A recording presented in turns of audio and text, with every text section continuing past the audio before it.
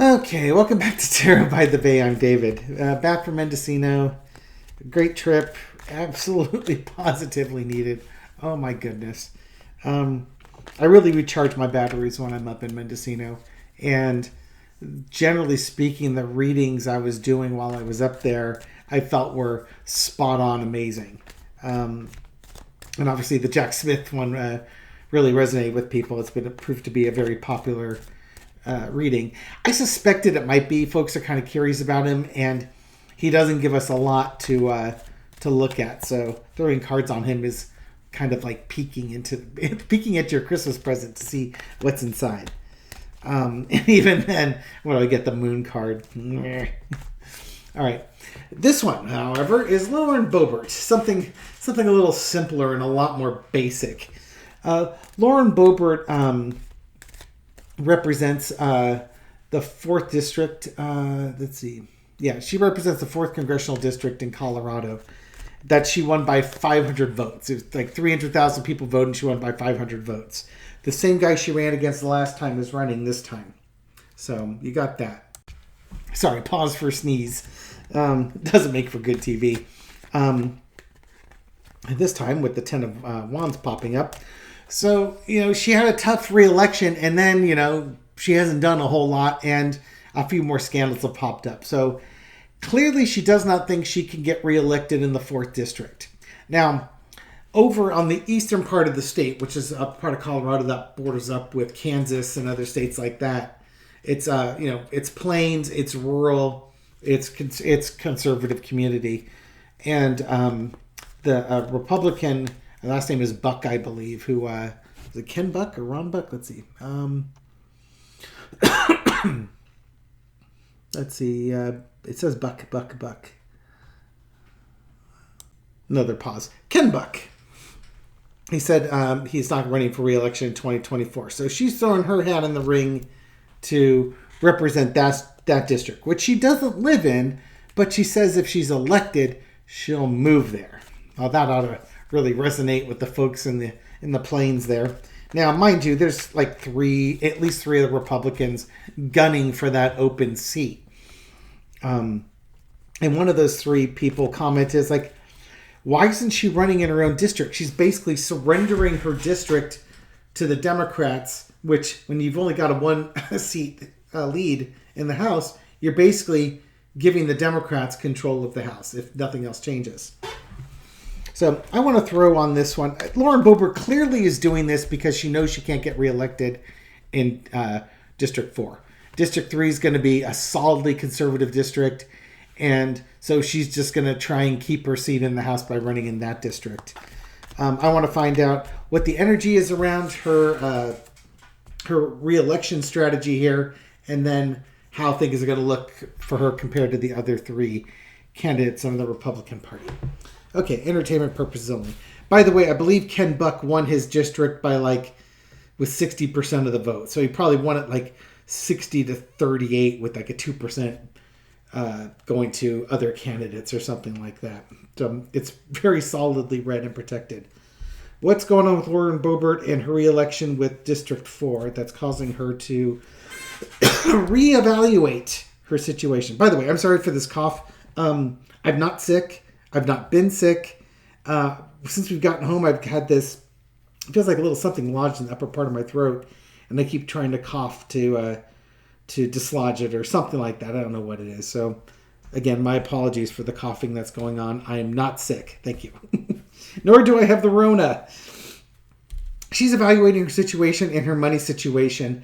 I think campaign funds are drying up for her, and she's, lack of a better description, I think she's worn out her welcome in her district. Let's see what we got going on. Oh, there's a lot of money. I think she's got money issues in her district, and now she has to go to another district where people are going to treat her more kindly. So they're going to scrutinize her, what she's done for that district, her ability to fundraise. Folks are looking at her and they're just like, what were we thinking? So now she has to go to a friendlier district, the District 3, which is much more rural, much more red. They'll be a lot more forgiving of her in this. There we go.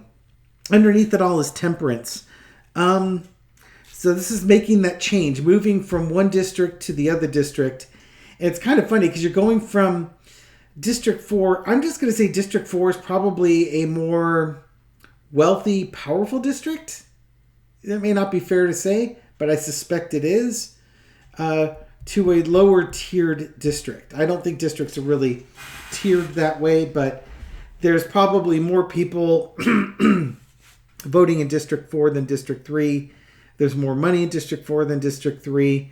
So you're kind of taking a step down by doing this. But she's trying to get out of a bad situation and maybe into something that's a better chance for her to get reelected. She's not liking her chances in her current district.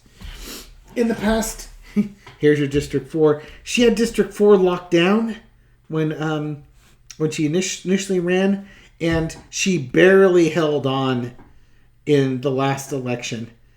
And I think that kind of, again, we got coins here. That last election, she recognized that she barely made it. And probably with polling numbers and stuff, she understands that she is no longer the front runner in that district at this point. And she's trying to hold on to power and the wealth that comes with that congressional seat. So she's going to spin the wheel, spin the chance. She feels that she's got a better chance running against Republicans in District 3 because she's got name recognition and social media presence compared to these other guys. And she's got a much better chance in District 3 than she did in her current district. Yeah, District 4 is going to be a tough go for her. There's a lot of unhappiness and dissatisfaction for her. So she's trying to go down the path of least resistance to a different district where she thinks she's got a better chance of success. I think she feels like she'll be able to connect with the voters in District 3. And she might be able to. She's got name recognition. So I think, again, that she feels that between her experience in Congress, her Freedom Caucus MAGA cred, and the rural conservatism that is the east of Colorado, that she's got a good chance. These are her people, basically. So she's a politician in search of her voters. It's kind of funny how that works out. Instead of, trying to represent the district, these are politicians like, wandering gypsies trying to find the district where they stand the best chance of getting elected. Has nothing to do with making the district better or making life better for the members of that district. It's just like, oh, well, yeah, I can win this one, so I'm going to do this one. What do you people all do again over here? You grow corn? Oh, I've never seen that before. I'm curious to see this next throw is how is she going to do against the other candidates in the primary?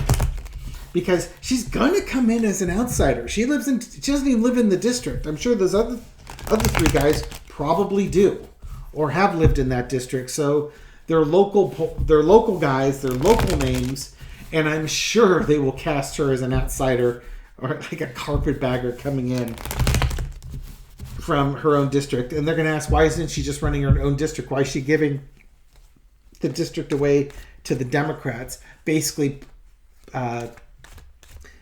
pointing her out as a fake Republican. Because a real Republican would fight in their own district to keep the House red. As the one guy is already doing it. Which guy is that? That's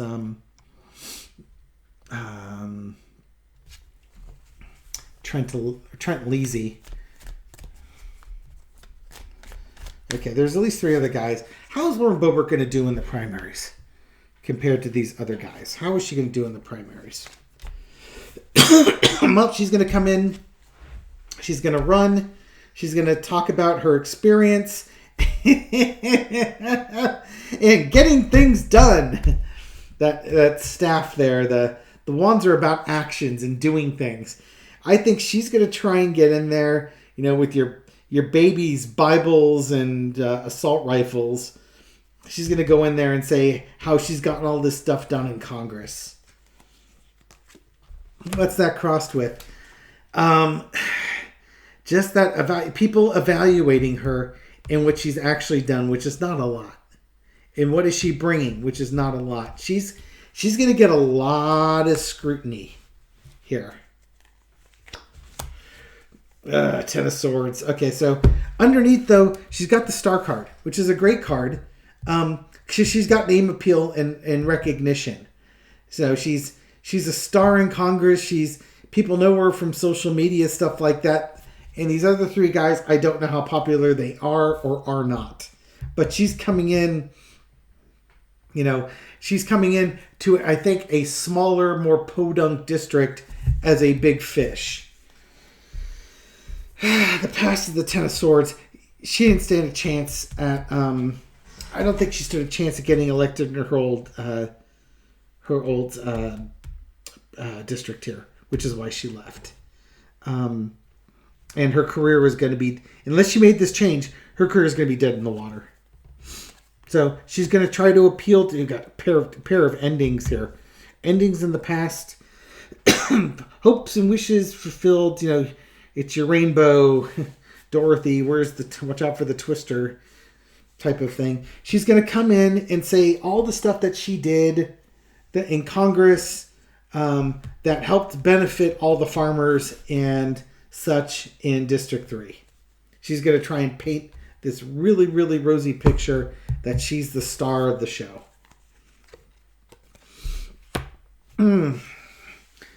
Now, the overarching energy is the Eight of Cups, the walking away. Now, the last guy who was in there left the position, but does this also mean Lauren Boebert is going to be leaving too?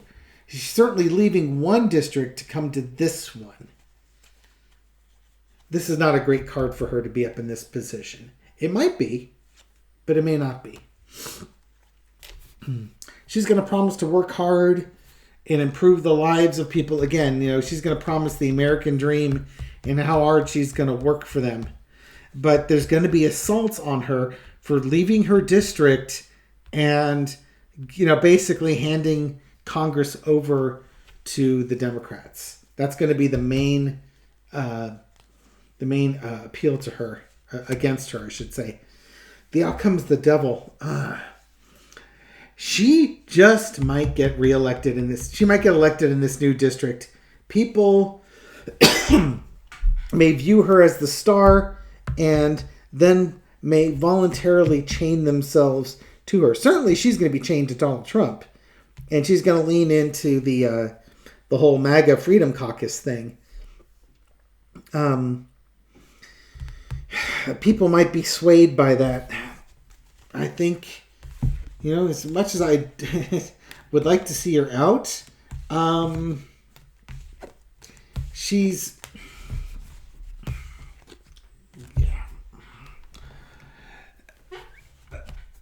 It's like Marjorie Taylor Greene, if you're in a really, or even Matt Gaetz, if you're in a really red district, right now, the way everything works in Congress, if you're in a really red district, you have to be more extreme than the other guys. And that typically is what gets you, gets the base all riled up and gets you past the primary. And in this district, winning the primary is effectively winning the general election. So she's really got to go with that. Okay, so in this primary, what is the key issue that folks in that district, District 3 in Colorado, are going to look at, and how's Lauren Boebert going to do, and how are her opponents going to do? So let's bring it on down. What's the key issue that's going to be discussed? Page of Swords, experience, getting stuff done.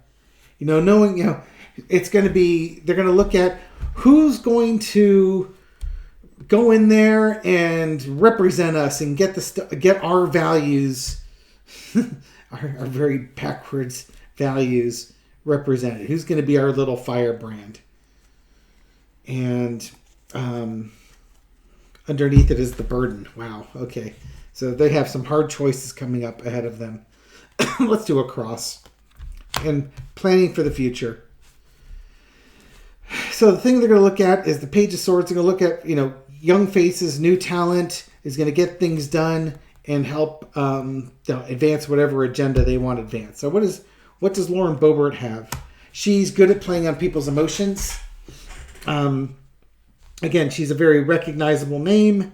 She's a star from all the social media campaigns and such and everything like that. She's a household name. King of Cups, the World card, and the Lovers.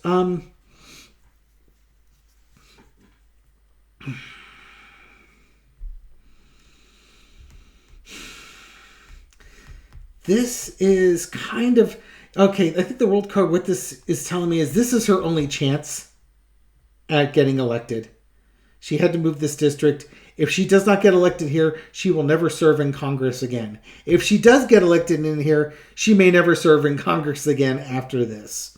So it's the World card. It's things coming to a close. What is she bringing? She's not she's the firebrand for sure, but people will question, well, what have you done? And what she's done is she's played on people's emotions, and they might just be done with it. They might be really tired of this overly dramatic person. And, I think they want to like her, but, there's got a couple naked women here. Other than, what you did in that movie theater on the production of Beetlejuice, what have you done? We know you for what the stuff you've done recently, and that you're not very serious, and that you're part of a drama queen that gets into a fight with Marjorie Taylor Greene, little high school fight. Okay, what about the other guys? Oh, there's the star card. Rising stars. Are they going to attack her star? Let's see. The Emperor, the Fool, the Hierophant. Look at all those major arcana on both sides. Okay. The other guys are going to say she's a falling star. She should have stayed in her district and helped the Republicans win. She's basically a carpetbagger. She's this out-of-towner coming in, using her star power to try and steal your votes and say she's representing you, but she's not from here. She doesn't represent you. She represents herself. And they're going to say that, yeah, she's been in government, but they didn't get anything done when she was there. That Congress, even with her there, Congress has been a joke. And there needs to be a change. There needs to be new leadership going in to Congress. I think, again, the voters are going to have a hard choice here deciding who they're going to vote for in this case. This is going to be I think this is going to be a very close election between the two of them. Right now, I think originally going in, I was saying Lauren Boebert probably had a pretty good chance. After this reading, there's probably a pretty good chance that the field will do better than her. But here's the thing. It's going to be whoever gets the most votes. And if Lauren Boebert gets 25% of the votes, the other 75%, is going to be divided by these other guys. Now they can all get 25%. It's all ties. But if Lauren Boebert gets a third of the votes, and what if these guys only get 25% each, she wins. Even though they have 2/3 of the votes between the three of them, not any one of them has more than what she's got. So this is going to be a tough call. I'll throw on that one as we get closer to it. It's a little too early to read on it now, but basically she's moving on because she knows she doesn't stand a chance in her current district, and she's looking for a little more charity in this other district. And she brings star power with her name, and she's going to try and use that star power to play on people's emotions and let them know that she's the fighter that they need to represent what they want in Congress. And the other guys are going to use her star power against her because they'll talk about all the infamous stuff that she's known for and everything she didn't get done while she was in government. That basically she gave up her district seat to a Democrat, so she's not even really a Republican. She's kind of a rhino, and a cowardly rhino at that. It's not going to be pretty over there. And I'm here for that. Anyways, that's my reading on this. Thank you very much for watching this reading, supporting my channel, and doing everything you do to feed the YouTube algorithm so my video makes it out to a wider audience. To new folks just discovering this channel, welcome. Glad you found us. Hope you found this reading insightful, and I'll catch you on the next one. Take care.